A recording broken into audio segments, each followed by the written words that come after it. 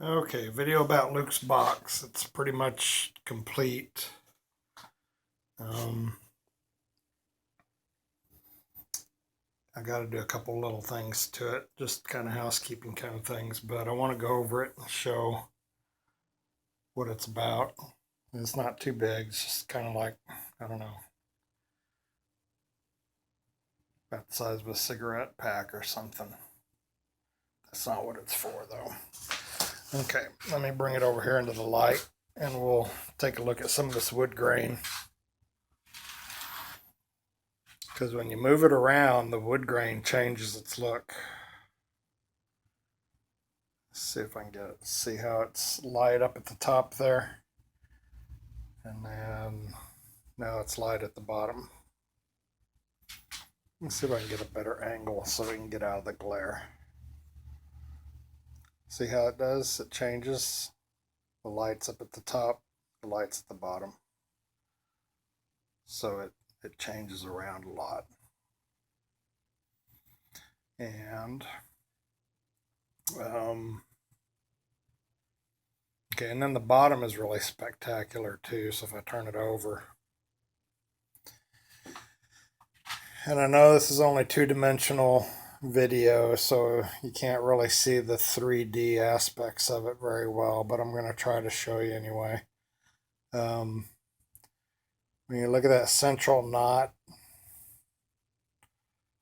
with your eyes, you can see it looks three-dimensional. It's like you can look down into the wood, and can't really see it from here too well because of the video. But there's all different kinds of levels in there. Like the greens or the grays are a little higher, and the oranges are down, kind of look like they're lower. And then like right here on this corner, there's quite a bit of three-dimensionality going on. You can see how it changes there. It's like you can see down in the wood. See that? And if you turn it to the side over here, if I can get out of the glare, I don't think I'm going to be able to do it. It looks almost like glass if you can get it right. I don't know if I can show you that or not. I can't find the right angle. Maybe there.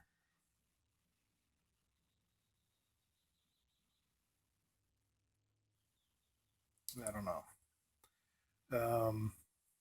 So yeah, the central knot's really nice. Very three-dimensional, and this corner over here is very three-dimensional with that light stuff there. And then just this wood grain over here is crazy stuff. See, let me show you the difference. Look at that central knot there when it's in the light this way. Now when I turn the box around, it just fades into nothing. Look at that. See how it gets that shine going on? But then you have all this crazy wood grain going on. A lot of different colors, a lot of gold in there, a lot of gold coloring, and some three-dimensionality too. Like right here in this corner, there's a little bit, really all over the place. I mean, it's three-dimensional down in here. It's like you can look down into the wood. Um,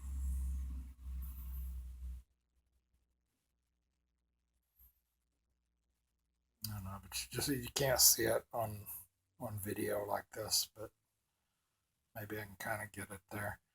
Okay, so then this side here, look at this grain. Let me see, and if you get it just right, this wood grain just right here goes 3D, just like that, just like this here does. It's the same sort of deal. It goes very three-dimensional right there. But again, this is video, so probably can't see it very well. And then there's all kinds of stuff going on over here. And that light stuff right over in here is a little three-dimensional too, if you catch it just right.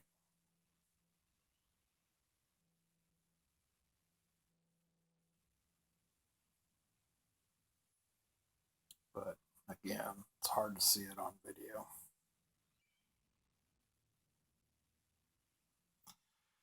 And this side here, it's not showing up very well here. Let's see if we can turn it around.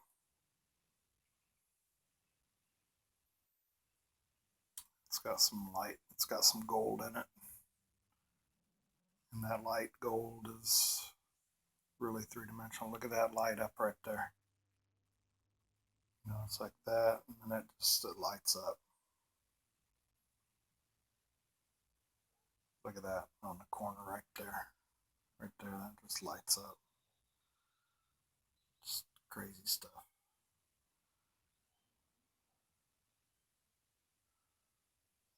Did I show you this side or did we do this side? Either way, look at that light up there. When it lights up on the video, that's when it's looking three-dimensional. When you're looking at it with your eyes. So I don't know, that's probably not going to come off on the video. But it's like magic. And then this stuff over here is really nice.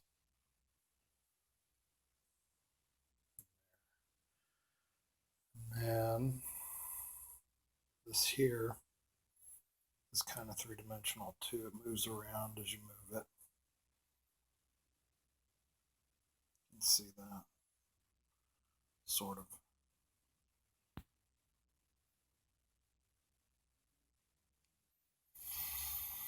And then this is a slide top box. Let's see if that wood grain will move for us.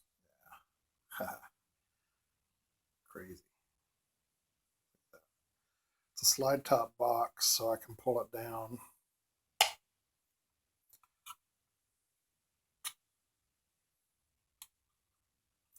And I've put some foam in there. And he's going to be putting some stuff in here, and I'm going to cut some holes for what he's putting in there. But yeah, and that lid will slide all the way out too. But let's see, I can't do it with one hand. Let's see if I can push it up here without losing my phone. Okay, there we go. And it closes. I've got it. I polished it. I went from after I got it all put together. I started out with like a, what did I start out with? I think I started on like an 80 grit sandpaper, and I gradually went up. You know, started with like 120, then 220, and then 400 and 800, 1,000, 1,500, 2,000. I went all the way up to 3,000 grit, and that pretty much polished it up to where it is now. Once I got it to where I wanted it, the way I wanted it to look like it does, then I coated it really good with spray-on lacquer, and put several coats of that on it. I had a hard time with that because what I was doing at first, I was using an old can of lacquer that I'd had around my shop for a long, long time, and it was clouding up every time, and I had to go back and strip off all the old lacquer, and I tried it again, and it fogged up again, and when it fogged up, you know, it'd hide all this beautiful wood grain, And so I stripped it off twice, and then I realized it must have been the lacquer itself that was screwing up. So I went down and bought a new can of lacquer, and I did the lid first after I put the name on there um, in gold, and I went over it with the lacquer, and it turned out just beautiful. So I think that's what inspired me to strip it off the very last time, because um, when I compared what this looked like to what that looked like, I said, "Oh man, I got to strip it all off again, start again." So I did. I tried to use lacquer thinner, and it took a little bit of the finish off, but it didn't take as much as I had hoped. I guess I probably should have just soaked it for a while, but I just had to sand it back down. I think I went all the way down to, where did I go? Did I go to 200? No, I think I went to 400. I may have gone. I don't remember. I think I went to 400 and started again, um, and took it all the way back to 3,000. Then I took it out and lacquered it up real good, and turned out nice, I think. So it's pretty much finished. It's about time to mail it off to my boy Luke, and I hope he likes it. He requested this box, and I went out and made it. I got um, the wood from a tree that had blown out of a Texas ebony tree during Hurricane Hannah, and there were a bunch of Texas ebony trees that were had lost wood during Hannah, and so that's the branch that I used. Um, I don't know if that. I think I.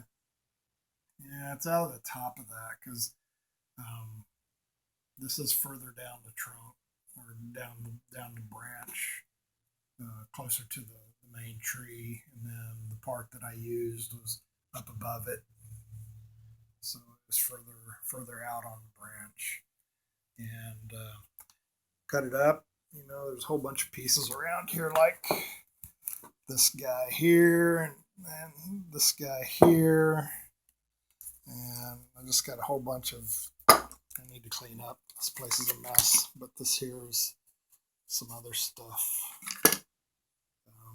And we ended up, with little pieces like that. And that's what we ended up with. I think it turned out fabulous. I think it's really nice looking.